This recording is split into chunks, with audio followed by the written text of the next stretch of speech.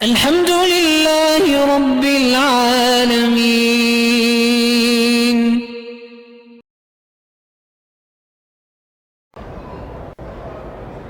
میں دوسری شادی کرنا چاہتا ہوں، بیوی راضی نہیں ہے تو مجھے لے جاؤ، میں اس کی منت کروں گا۔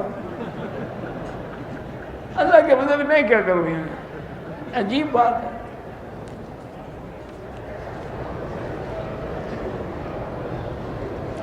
خواتین کے لیے طواف بھی اور نمازیں بھی حرم میں پڑھنا افضل ہے، لیکن گھر میں پڑھیں تو انشاءاللہ زیادہ ثواب ہے۔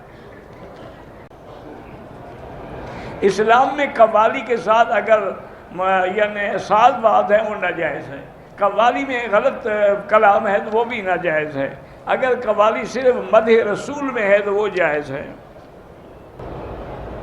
یہ بات ٹھیک ہے، جہاں سے اللہ نے کسی کو مٹی سے اٹھا کے پیدا کیا ہے اسی جگہ پھر وہ دفن ہوتا ہے۔ اسی لیے حضور نے فرمایا تھا کہ میری ابو بکر اور عمر دونوں کی مٹی ایک جگہ سے اٹھائی گئی۔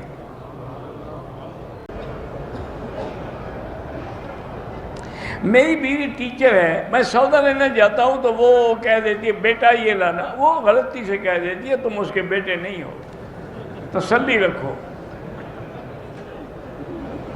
عادت ہوتی ہے نا سودے کے لیے بندہ بیٹے کو کہتا ہے، تو وہ سودا کے لیے جو کہہ رہی تو غلطی سے اس کا نام لے لیتی ہے، کوئی بات نہیں۔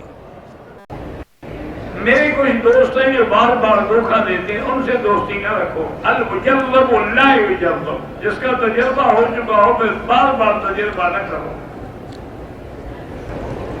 میں آپ کے بیانات کے چھوٹے چھوٹے کلپ بنا کر ٹک ٹاک پہ ڈالتا ہوں، مجھے کوئی اعتراض ہے، دین پھیلانے میں جو بھی کوئی کام کرے مجھے کوئی اعتراض نہیں۔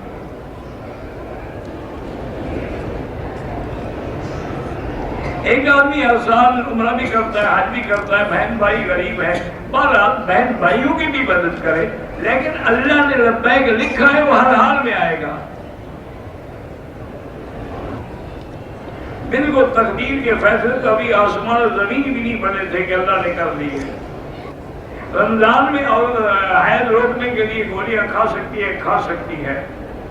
ایک آدمی نے دائیں سلام پھیرا اور بائیں سلام نہیں پھیرا کہ وضو ٹوٹ گیا، نماز ہو گئی۔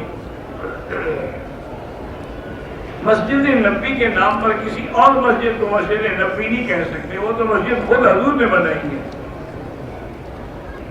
50 سال کا بوڑھا بھی جوان لڑکی سے شادی کر سکتا ہے، اگر حقوق ادا کرنے کی ہمت طاقت ہے تو کر سکتا ہے۔ اگر جوانی میں داڑھی میں سفید بال نکل آئے تو مہندی لگا سکتے ہیں۔ آسمانی کتابیں 4 نہیں ہیں، 127 آسمانی کتابیں ہیں، مشہور 4 ہیں۔